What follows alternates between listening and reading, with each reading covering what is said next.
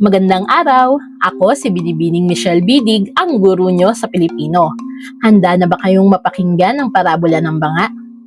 Ang parabolang ito ay hindi lamang isang simpleng salaysay ng mga tauhan at pangyayari, kundi paglalakbay sa kaharian ng kaalaman, moralidad at kahalagahan ng pagsunod. Sa pagsunod sa mga habilin at utos ng mga magulang, tunay na ipinapakita ng mga anak ang kanilang paggalang, pagmamahal at pagtitiwala. Tara at pakinggan natin ang kwento sa likod ng parabola ng banga. Huwag mong kalilimutang ikaw ay isang bangang gawa sa lupa. Ang tagubili ng inang banga sa kanyang anak. Tandaan mo ito sa buong buhay mo. Bakit madalas mong inuulit ang mga salitang ito, ina? Ang tanong ng anak na banga na may pagtataka. Sapagkat ayokong kalimutan mo ito, at ikaw ay nararapat na makisalamuha lamang sa ating mga kauring banga. Kaya't sa buong panahon ng kanyang kabataan, itinatak niya sa kanyang isipan na siya ay isang banga na gawa sa lupa. Hanggang sa makakita siya ng ibang uri ng banga. Nakita niya ang eleganteng bangang porselana, sa isang makintab na bangang metal, at maging ang iba pang babasaging banga. Tinanggap niya na sila ay magkakaiba. Ngunit hindi niya lubos na maunawaan kung bakit hindi siya maaaring makisalamuha sa ibang banga. Marahil, gawa sila mula sa iba't ibang material at iba-iba rin ang kanilang kulay. May puti, may itim, may kulay tsokolate at may dilaw. Sila ay may kanya-kanyang kahalagahan. Hinulma sila ng pantay-pantay.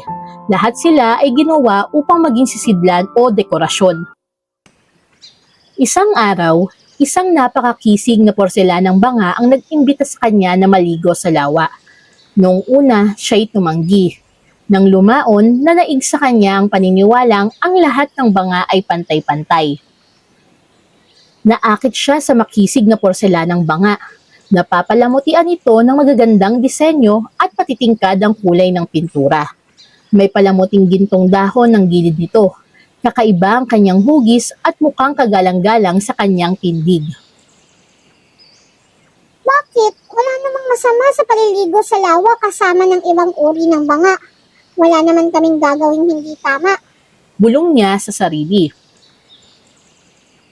At sumunod siya sa porselanang banga at sinabing, Oo, maliligo ako sa lawa kasama mo. Ngunit saglit lamang, nais ko lang na mapreskohan. Tayo na! Sigaw ng porselanang banga na tuwang-tuwa. Sabay silang lumundag sa lawa at nasarapan sa malamig na tubig. Nakadama sila ng kaginhawaan sa mainit na panahon ng araw na iyon. Nang sila'y lumundag sa tubig, lumikha ito ng mga alon. Ang porselanang banga ay tinangay papalapit sa kanya. Kahit hindi nila gusto, bigla silang nagbanggaan ng malakas. Isang malaking alon ang humampas mula sa gilid ng lawa. Lumikha ito ng napakalakas na tunog. Ang porselanang banga ay nanatiling buo na parang walang nangyari. Ngunit ang bangang gawa sa lupa ay nagkalamat dahil sa malakas na banggaan nila. Habang siya'y nabibiyak at unti-unting lumulubog sa ilalim ng tubig, naalala ng bangang lupa ang kanyang ina. Wakas.